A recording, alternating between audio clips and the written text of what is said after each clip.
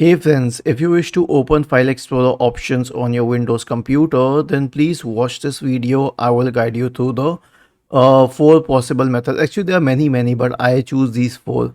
So the first one is through taskbar. How?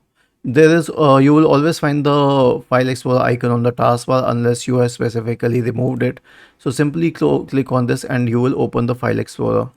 Then you can search for Explorer in the Windows search and open File Explorer. Third is press the Windows key and the R button together to open the run window. Type the command explorer.exe and hit enter. This will open the File Explorer. Lastly, search for command prompt in the Windows search bar and open the command prompt window. Type the command explorer.exe and hit enter. This will open the Explorer window. Was this helpful? If yes, then please subscribe to the channel, and if not, then let us know in the comment section of the video on how we could help you further. Thank you for watching this video and have a nice day.